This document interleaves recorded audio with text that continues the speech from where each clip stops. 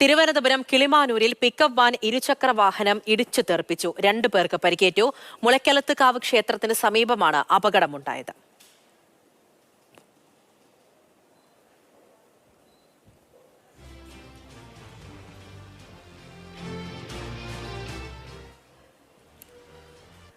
അപകടത്തിന്റെ ദൃശ്യങ്ങളാണ് കണ്ടത്. ഗോകുൽനാഥ് വിവരങ്ങൾ നൽകും. ഗോകുൽ, എപ്പോഴായിരുന്നു ഈ അപകടമുണ്ടായത്? എന്താണ് സംഭവിച്ചത്? പരിക്കേറ്റവർക്ക് എങ്ങനെയുണ്ട്? പൂജ, മുളയ്ക്കലത്തുകാവ് ബാങ്ക് ജംഗ്ഷനിൽ നടന്ന ഒരു അപകടത്തിന്റെ ഞെട്ടിപ്പിക്കുന്ന ദൃശ്യങ്ങളാണ് നമ്മളിപ്പോൾ കണ്ടുകൊണ്ടിരിക്കുന്നത്.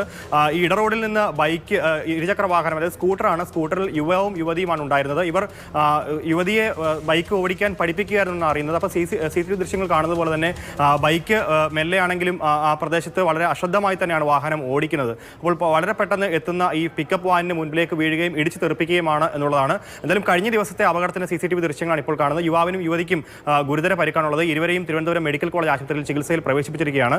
ഇതിൽ CCTV ദൃശ്യങ്ങളുടെ അടിസ്ഥാനത്തിലാണ് ഇപ്പോൾ പോലീസും അതേപോലെ തന്നെ MVDയും കേസ് എടുത്തിട്ടുണ്ടെന്നുള്ളതാണ് അറിയാൻ സാധിക്കുന്നത്. ഇത് ഈ കഴിഞ്ഞ ദിവസം നടന്നൊരു സംഭവമാണ് കേട്ടോ, ഒരു ആക്സിഡൻ്റാണ്. കാരണം എന്ന് വെച്ചാൽ ഇവർ എന്താ പറയുക, സ്കൂട്ടി പഠിപ്പിക്കുന്നതാണ്.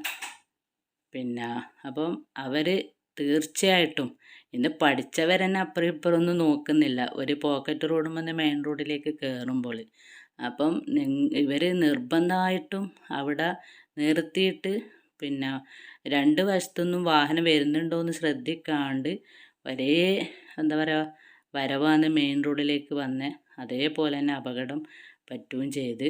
കാരണം പെട്ടെന്ന് മുന്നിലേക്ക് ഒരു സ്കൂട്ടറും കൊണ്ട് ആൾ വന്നു കഴിഞ്ഞാണ്ടല്ലോ, സത്യത്തിൽ ഡ്രൈവർമാർക്കൊന്നും മനസ്സിലാവില്ല.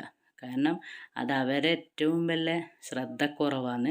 അതുകൊണ്ട് ആരെങ്കിലും ഇനിയും ഇതുപോലെ സ്കൂട്ടറൊക്കെ പഠിപ്പിക്കുന്നുണ്ടെങ്കിൽ കൃത്യമായിട്ട്, കാരണം പഠിപ്പിക്കുന്നവർക്ക് എന്തായാലും ലൈസൻസൊക്കെ ഉണ്ടാവുമല്ലോ. അപ്പോൾ ഇവർക്ക് ലൈസൻസ് ഇല്ല എന്ന് പറയുന്നത്, ഇനി ഇവർ രണ്ടാളും ലൈസൻസ് ഇല്ലാത്ത ആൾക്കാർ പഠിക്കാൻ കഴിഞ്ഞതെങ്കിൽ അപ്പോൾ ഒന്നും അറിയാണ്ട് ഇനി ആരും റോഡുമേലേക്ക് ഇങ്ങനെ കീഴാൻ നിൽക്കണ്ട കേട്ടോ. റോഡിലെ നിയമം നന്നായിട്ട് പഠിച്ചിട്ട് മാത്രം ഇതുപോലെ നിങ്ങൾ പഠിപ്പിക്കാനെല്ലാം ഇറങ്ങാട്ടോ. എന്തായാലും രണ്ടാളും ഹെൽമെറ്റൊക്കെ ഇട്ടിന്, എന്നാലും പരിക്കൊക്കെ ഗുരുതരാന്ന് കേട്ടത്. അപ്പം ഇനിയെങ്കിലും എല്ലാവരും നല്ല ശ്രദ്ധയോടുകൂടി റോഡ് നിയമം പാലിച്ചിട്ട് മാത്രം റോഡിലേക്ക് ഇറങ്ങുക.